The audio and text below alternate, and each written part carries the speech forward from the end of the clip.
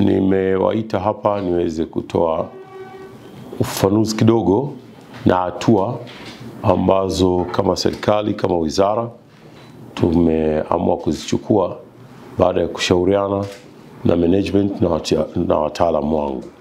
Hatua hizo na ufafanuzi huo unatokana na kadhia iliyojitokeza hapa karibuni, iliyohusisha gari la mizigo namba T137 DLQ likiwa na tela T namba 567 CUR, ambapo tumeshuhudia mama mmoja kwa jina alijitambulisha Bi Pamela akiwa katika kituo cha mizani cha pale Vigwaza mkoani Pwani, akilalamika juu ya mwenendo na tabia ambazo zilijitokeza dhidi yake.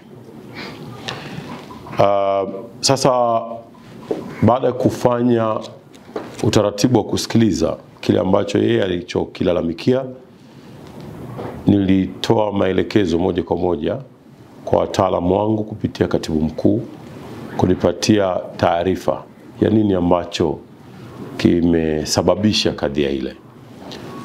Na niseme tu kwamba baada ya kupata taarifa ile, taarifa inanionyesha kuwa ziko sintofahamu ambazo zilijitokeza kutokana na jambo hili. Kimsingi,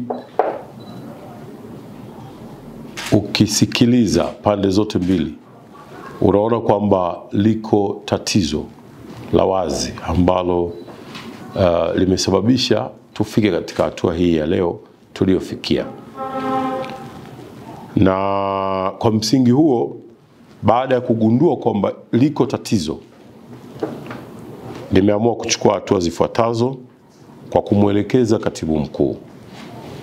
Moja ni kuwasimamisha wale wasimamizi wetu wa mizani wa hii tunaita T1, barabara nzima ya kuanzia Tunduma mpaka inafika pale Vigwaza. Nimeamua kutoa maelekezo ya kuwasimamisha wote hawa waliokuwa kwenye shifti kwa siku ile wakati tukio hilo linatokea. Na kwa nini nimewasimamisha? Ni kwa sababu tumefanya hivi kwa malengo ya kufanya uchunguzi, ambapo tumekwisha kuunda timu ya uchunguzi ambao nimemwelekeza katibu mkuu timu hii iundwe, na tayari imekwisha kuundwa kwa ajili ya kufanya uchunguzi wa kuanzia kule ambako gari iliingia katika nchi yetu mpaka kufika katika tukio ambako limetokea, ili tuweze kuwa na uchunguzi huru wa mwenendo, lakini vivyo tutatazama na mengine yanayoendelea katika mizani yetu hii.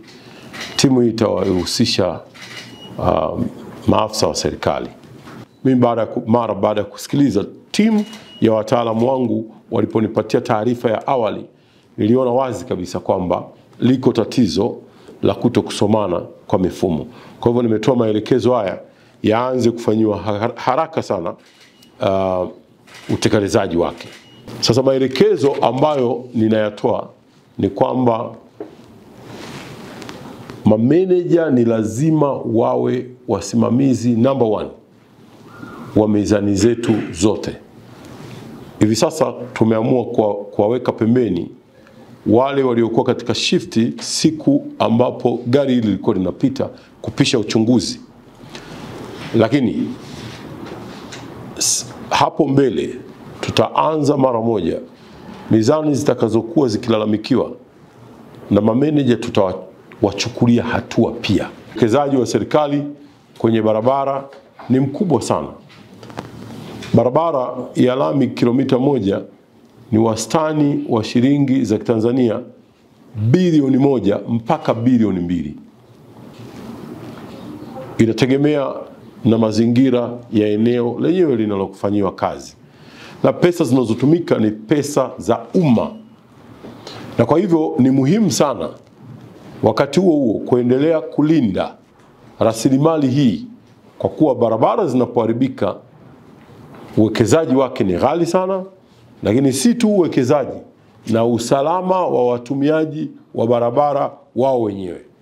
Tunapokuwa na barabara zenye mashimo na zenye matuta zilizokuwa zimeharibika, usalama pia wa watumiaji wa barabara unakuwa ni wa mashaka. Kwa hivyo yote ni muhimu, mizani yetu ni muhimu sana ili kulinda uwekezaji wetu tuliofanywa katika barabara zetu, lakini pia vile vile kulinda usalama wa watu kwa kuto kupitisha mizigo isiyokuwa na sifa za kuweza kupita katika barabara kwa mujibu wa sheria zetu.